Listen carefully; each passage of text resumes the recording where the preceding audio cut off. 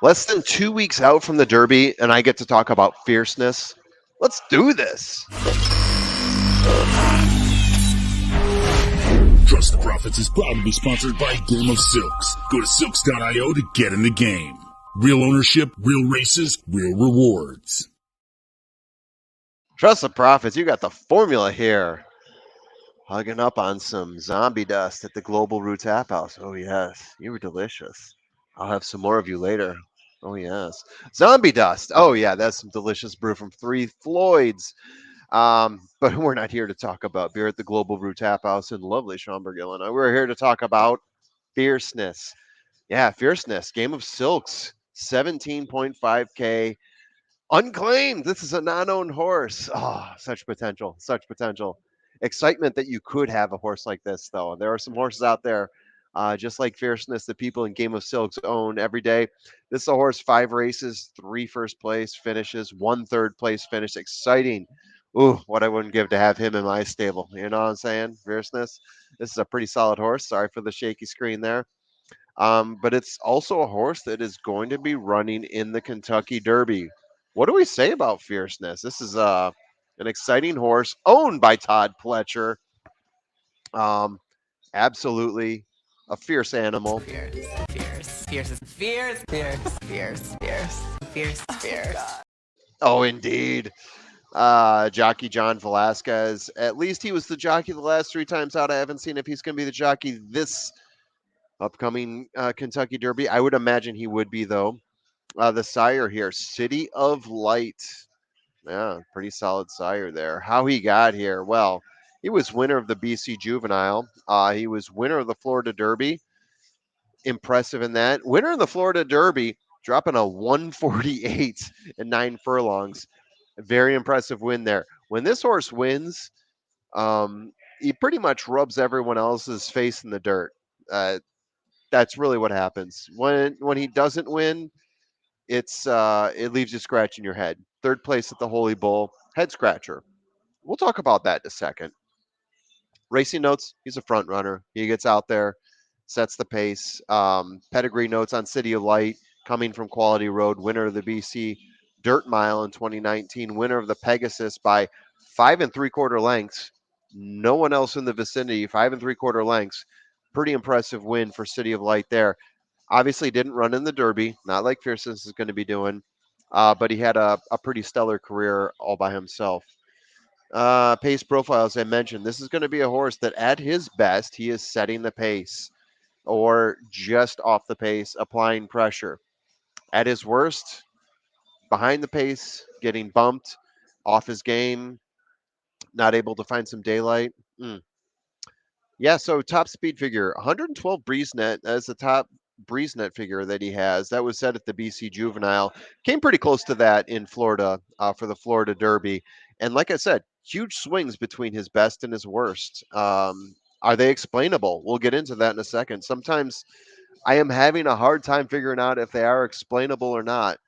In terms of projection, 3 words: hardworking, alpha male, jackhammer.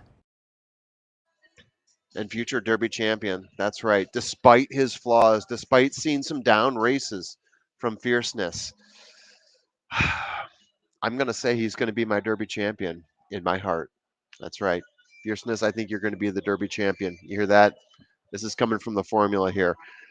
At least in terms of the favorites, we've got like 3 or 4 favorites out there. We've got Sierra Leone, we've got Fierceness, we've got Catching Freedom, and you can even throw in Forever Young as the Japanese favorite. Of those 4, I'll take Fierceness every single time. Yeah. Oh, yeah. The Sierra Leone fans out there, they're really hating that I said that right now. They're typing in their comments, oh, I hate you, formula.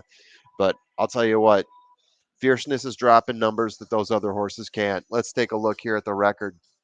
So, again, hit my monitor. Uh, broke his maiden in a 137K maiden special weight race at Saratoga. First time out, dropping 101 breeze net speed figure there. And by the way, hitting the stretch, he was ahead by 7 lengths. And then he stretched it out to 11 lengths by the finish. I mean, what the hell? That is a boss move. He follows that up with the Champagne. We got that for you. El Grandeo. Sweet Side J drops out of it, and they're moving for the quarter pole with General Partner challenged now by Timberlake on the outside. Fierceness is third, 3/4 in 1, 10 and 2. It is General Partner and Timberlake. Timberlake on the outside. General Partner continues. So yeah, Fierceness was the number 6 horse there. You can see he was making his move, looked like he was about to pass. Timberlake made a move, cut in front of him, bumped him out of the way, and you never saw from Fierceness again. And the more I watch that, we've talked about how, and you can see it in the video as well. If you watch the whole race, the jockey for a moment gets bobbled at the front, but that didn't really stop Fierceness, in my opinion. You watch the rest of that race, he makes his way up to third, makes his way maybe up to second. Yeah, he didn't get on the lead, but he was perfectly in position, especially if we're talking about only running a mile there. 135, easily that's within Fierceness's range to drop a 135 mile and think nothing of it. The Champagne Stakes. He was running in mud. He got bumped. So why did he finish in seventh there? Which one of those factors, or was it something else? BC Juvenile. You want to talk about that one for a moment? I don't have a clip of that, but this is a race where Baffert apologists, Baffert fans, Baffert people, whatever you want to call them. Muth is in this race. This is the number one Baffert Derby contender. Removing Nysos because Nysos, I will remind everyone again, Nysos has not been training for like the past 5 weeks, has not dropped a single training number. It's been off the trail. If Baffert was eligible, Nysos would not be eligible at this point simply because he's not been training. He would not make it to the Derby. Just want to remind everyone of that again. But this is a race where we saw Fierceness beat Muth by 6+ lengths. There you have it. Fierceness better than Muth significantly, says the BC Juvenile. Now, there's a bit of a layoff here between November and February, and then as I scroll down here, we see the Holy Bull, a race where we all thought Fierceness would apply his dominance. Play. For Holy Bull, and Hades has the lead. On the outside, Fierceness starts to shift gears, and there he goes. Fierceness for a neck advantage. Hades tries to counterpunch with the benefit of the inside. Yeah, go ahead and watch Fierceness as the 7 horse here as he gains the lead over Hades, 9-1. You can see they're battling it here on the turn, coming out of the turn. And you're about to see what many people think might be Fierce's downfall.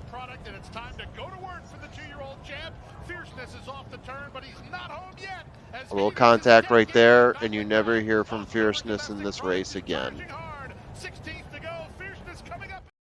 So yeah, is that what happened there? Was it just a slight bump? It didn't look like much, but sometimes just a little bit of a bump can be enough to throw a horse off. Fierceness, in a race where he's going 1/16, 1 1/16.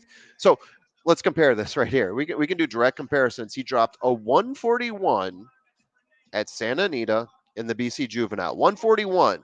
The Holy Bull was won with a 146. That is a 5-second difference. So what was it? Was it the layoff? Was it the bump? Was it something else going on? Was it just an off day for Fierceness? Don't know. It's difficult to say at this point. But again, let me just say this. At his best, he is the best. At his worst, he is middling. I mean, a 146, not impressive.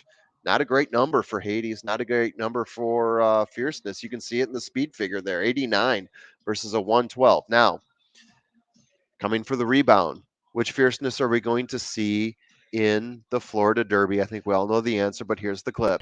3/4, 111 and 1. They run to the 5/16, and Fierceness, he is getting away. He's now 4 in front. Catalytic is second. Pete has a great call here. I'll just let it hang. Frankie's Empire, Conquest Warrior at the rail, but they all have too much to do. Fierceness is putting on a show in Hallandale today. Fierceness, the real Fierceness, has showed up to South Florida. The real Fierceness. There we go. The real Fierceness showed up to South Florida. A 148, 9 furlong run time. No one else is even close to that.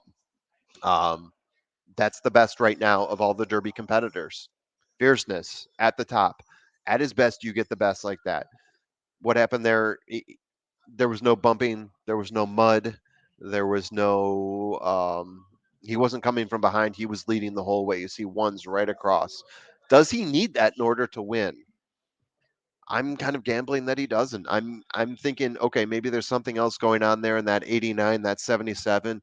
We're going to see the real fierceness on Derby Day. That is, to me, the best horse. The numbers say it.